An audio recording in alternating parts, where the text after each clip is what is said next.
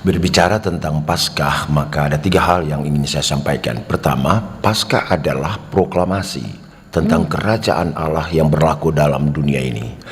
Yang kedua, Paskah adalah demonstrasi tentang kuasa dan kehendak bagi dunia ini, tidak terkecuali.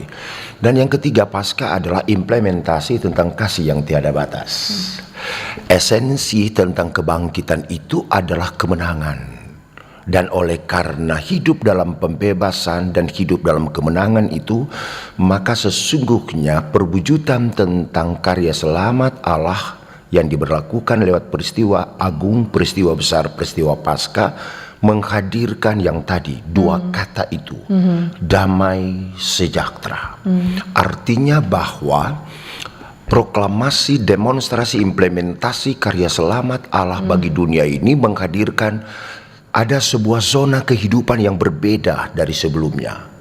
Zona kehidupan yang tadinya terkungkung, terpasung, terintimidasi, terdiskriminasi dalam sebuah realitas perilaku dunia, lalu ada karya selamat yang membebaskan dan memberikan peluang sekaligus mengekspresikan bahwa ada tindakan penyelamatan dalam rangka penghapusan dosa demi untuk supaya dunia segala isinya menikmati apa yang disebut damai sejahtera.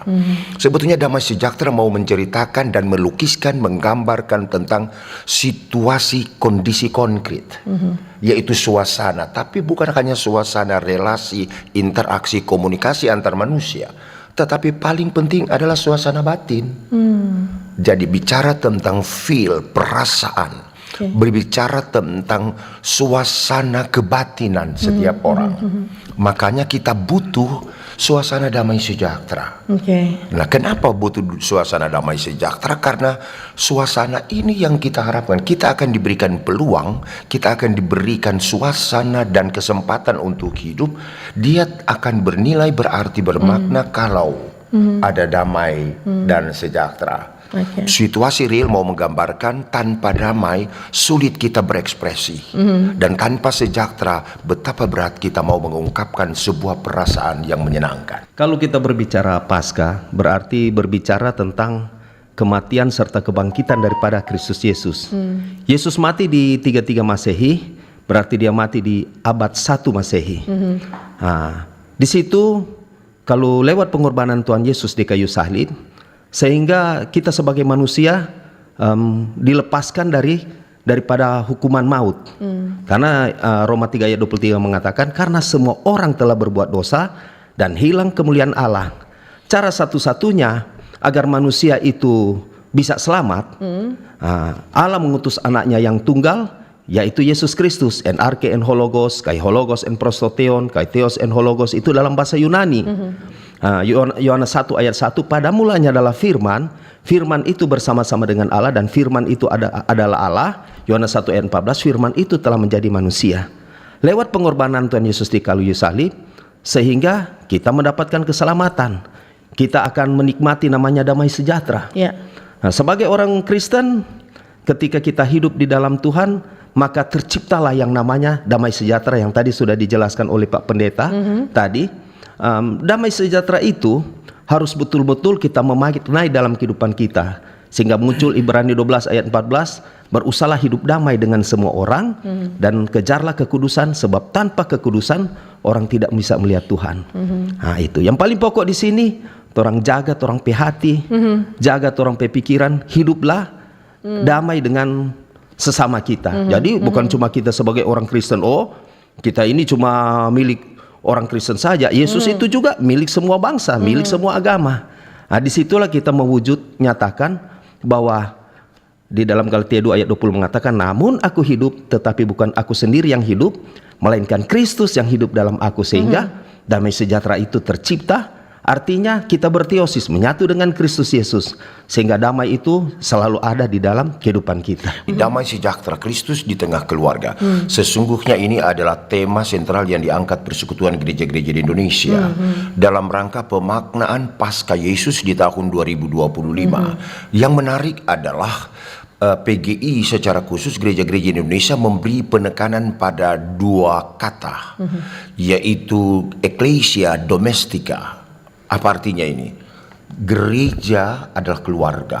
Nah, karena itu pemaknaan tentang Ecclesia Domestica mau menunjukkan bahwa keluarga adalah unit terkecil dari gereja. Jangan dulu bicara gereja lebih luas tentang damai sejahtera kalau kita tidak mulai dari institusi terkecil, lembaga terkecil, yaitu keluarga. Nah, artinya apa ini? Bahwa damai sejahtera itu bukan sebuah konsep idealisme, tetapi damai sejahtera adalah implementasi sesuatu tindakan real yang telah diberikan oleh Allah bagi dunia.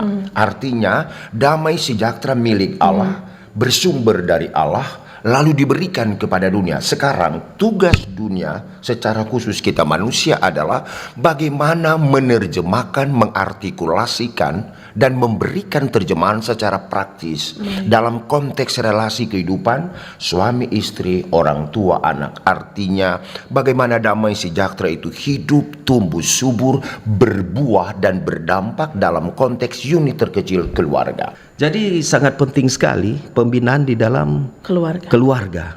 Kenapa? Karena tugas gereja ada 3. Marturia, diakonia, koinonia. Bersaksi, melayani, dan bersekutu. Sudah juga orang bercerita, kesaksian yang di luar sana. Mulai dari lingkungan keluarga. Itu sangat penting.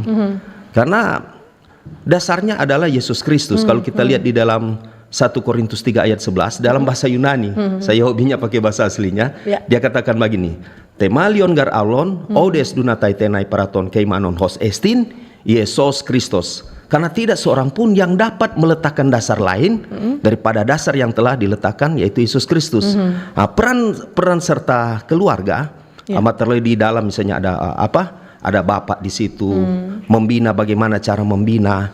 Karena memang penting sekali untuk membina. Nah, jadi kekristenan itu penting agar supaya terbangun suatu hubungan yang harmonis. Nah, jadi peran serta tokoh-tokoh agama, misalnya para pendeta, penatua, syamas, itu penting sekali agar supaya semakin hari digiatkan lagi, agar supaya di kemudian hari keluarga ini terbina. Lewat kegiatan gereja ini mereka akhlak keluarga itu terjaga. Selamat menikmati makna, arti, dan kuasa kehendak Paskah Yesus yang boleh berlaku bagi dunia ini. Yang kedua, hadirkan damai sejahtera mulai dari unit terkecil keluarga dan jadilah berkat. Kenapa? Karena kita telah diberkati dan terberkati. Maka konsekuensi hidup yang berkenan kepada Allah ialah menjadi berkat. Selamat bergumul, selamat berjuang mengisi damai sejahtera yang Tuhan beri dalam hidup ini. Ada satu pepatah mengatakan, orang yang paling baik di dunia adalah orang yang dapat membahagiakan orang dengan kebaikan. Jadi kita harus menebar kebaikan.